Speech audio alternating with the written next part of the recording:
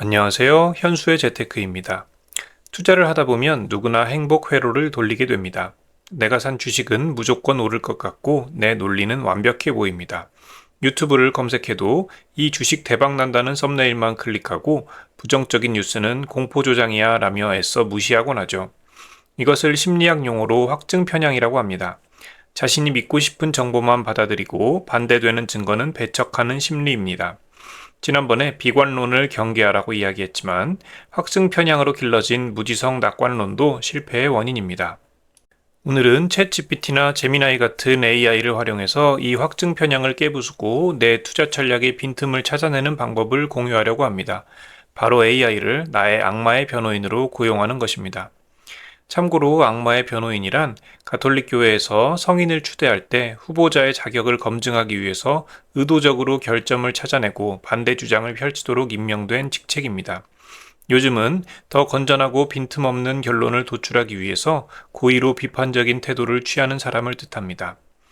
가족이나 친구에게 내 투자 아이디어를 말하면 보통 두 가지 반응이 옵니다. 잘 될 거야 라는 무책임한 응원이거나 주식 위험해 라는 무조건적인 반대죠. 그리고 가족이나 친구가 투자 전문가도 아니니까 의견을 제시하더라도 근거가 빈약합니다. 하지만 AI는 다르죠. 평소엔 아부하더라도 악마의 변호인이 되어서 내 의견을 비판하라는 프롬프트를 입력하면 내 기분을 상하게 할까봐 걱정하지 않고 팩트를 꽂습니다. 또한 내가 미처 보지 못한 과거의 통계나 리스크 요인을 알고 있습니다. 또 내가 납득할 때까지 지치지 않고 끝없이 반론을 제기합니다. 그럼 이제부터는 최근에 제가 실제로 AI를 활용한 과정을 보여드리도록 하겠습니다. 저의 초기 아이디어입니다. 나는 반도체 시장이 계속 성장할 거라고 생각해. 그래서 코덱스 반도체 레버리지 ETF를 매수했어. 레버리지의 변동성을 제어하기 위해서 셰넌의 도깨비 전략으로 1년에 한 번 현금과 50대 50으로 리밸런싱도 할 거야. 너는 악마의 변호인이 되어서 내 의견에 반대해봐. 이제 AI가 제 의견을 공격하기 시작합니다. 첫 번째 공격은 1년은 레버리지에게 영겁의 시간이라고 합니다. 리밸런싱 주기가 너무 길고 그것 때문에 변동성 잠식을 방치하고 있다는 거죠. 만약 반도체 지수가 1년 동안 상승 하락을 반복해서 결국 제자리로 돌아왔다고 치면 1배수 ETF는 본전이겠지만 2배수 레버리지 ETF는 횡보장에서 계좌가 녹아버리면서 손실 상태일 것이다 라는 근거를 제시하고 있습니다. 두 번째 이야기는 당신이 산 건 반도체가 아니라 삼성전자와 하이닉스라는 이야기입니다. 코덱스 반도체 ETF는 글로벌 반도체 시장을 대변하지 못하고 삼성전자나 하이닉스 비중이 절대적으로 높기 때문에 좀 맞지 않는 투자법일 수 있다는 거죠. 반도체 시장이 성장한다는 대전제는 맞을 수 있지만 엔비디아나 TSMC, ASML이 주도하는 성장이 코덱스 반도체가 그대로 따라갈 것인지 거기에 대해서는 좀 의문이 든다는 얘기입니다. 특히 삼성전자나 하이닉스는 주로 메모리 반도체를 하고 있기 때문에 글로벌 반도체 성장의 과실을 따먹는 게 아니라 한국 메모리 반도체 기업의 리스크를 2배로 지는 셈이라는 거죠. 세 번째는 현금 50%는 안전판인가 족쇄인가라는 제목입니다. 강세장에서 현금 비중 50%는 수익률을 심각하게 갉아먹는다는 거죠. 캐시 드래그라고 하는데 반도체 시장이 계속 성장할 거라고 믿는다면 현금 비중을 50%나 넣는 것은 수익률을 반토막 내는 족쇄가 된다는 겁니다. 결국 반도체 시장이 좋을 거라고 생각한다면서 왜 현금 50%나 해서 수익률을 낮게 하냐는 거죠. 여기에 대해서 저는 다시 반격을 했습니다. 첫 번째로 리밸런싱 주기 단축 테스트는 이미 했어서 1년에 한 번이 가장 유리했다는 것을 제시했습니다. 이건 실제로 이전에 영상을 올리면서 셰넌의 도깨비 전략을 리밸런싱 테스트를 한 것을 한번 보여드린 적이 있었죠. 두 번째로는 한국 주식으로 된 ETF는 세금 면에서 미국 주식 ETF보다 훨씬 유리한 점이 있고 그래서 미국 주식으로 ETF는 따로 하고 있기 때문에 한국 주식에도 노출을 하기 위해서 포트의 일정 부분으로만 편입하는 거라는 겁니다.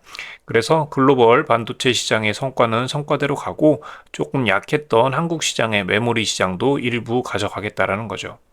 또 세 번째로는 최근의 성과로 1배수 ETF 100%보다 2배수 레버리지 ETF와 현금을 50대 50으로 가져가는 것이 성과가 좋다는 것을 제시했습니다. 백테스트 자체가 미래에 완전히 통한다고 보기는 어렵지만 반도체 사이클이 주기를 가지고 움직인다고 하면 그 사이클 한 번이 1년보다는 길 거라고 보기 때문에 레버리지 ETF 양의 복리를 생각하면 1배수 ETF 100%보다 2배수 레버리지 50과 현금 50이 더 강력할 수 있다는 이야기입니다. 이제 AI가 다시 제 의견에 반박합니다. 상승은 뭐 그렇다 치는데 하락하게 되면 그것은 하락의 음의 복리가 생기는데 어떻게 할 거냐는 거죠. 반도체 사이클이 1년보다 길다는 점에서는 동의하지만 반도체 사이클의 끝은 완만하게 내려오지 않고 역사적으로 순식간에 마이너스 30% 40%가 찍히면서 끝난다고 합니다. 그래서 하필 재수없게 리밸런싱을 한 직후에 사이클 정점을 찍고 폭락이 시작된다면 레버리지 상품은 50% 이상 박살나는데 1년 뒤 리밸런싱 때문에 11개월 동안 손가락만 빨면서 구경해야 한다는 거죠. 게다가 음의 복리 이야기도 했습니다.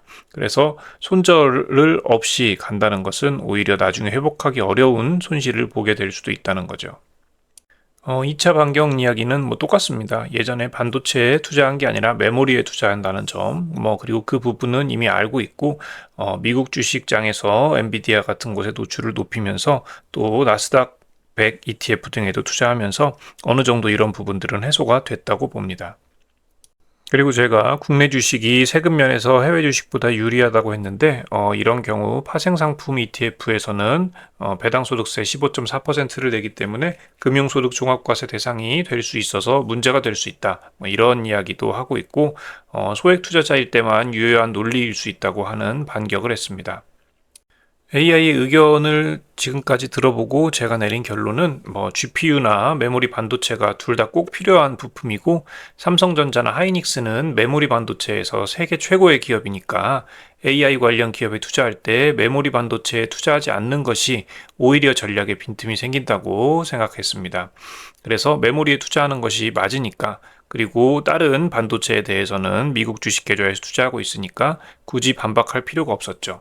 그리고 세금 문제 같은 경우는 국내 주식 레버리지 ETF는 과표 기준가가 거의 변하지 않기 때문에 세금은 사실상 거의 없는 수준이기도 하고 현재 들어간 금액이 소액이기 때문에 금융소득 종합과세까지는 발생하지 않을 것으로 보았습니다.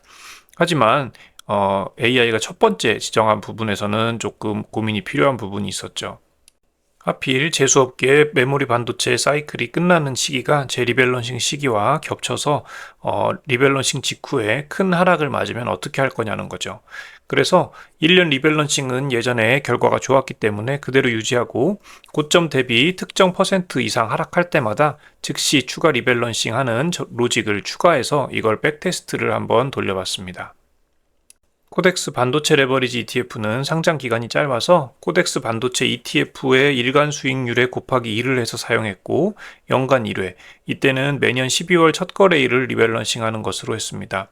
고점 대비 특정 퍼센트 하락할 때마다 리밸런싱 하는 전략을 추가로 비교해서 5에서 50%까지 5% 단위로 반복 테스트해서 비교하기로 했습니다. 가장 위쪽에 1년 1회 리밸런싱 했을 때 수익률은 약 277%고 하락 시마다 리밸런싱 하는 것은 수익률이 257%에서 305%까지 가지고 있어서 크게 변동은 없습니다.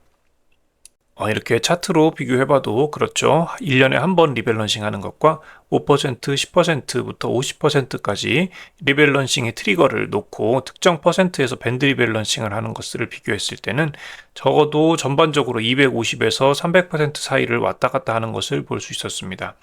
MDD를 비교했을 때도 사실 큰 차이가 있다고 보기는 어렵습니다. 결과적으로 하락 시에 추가 리밸런싱 하는 것은 수익률과 MDD 면에서는 큰 개선이 없는 전략인 것으로 보입니다.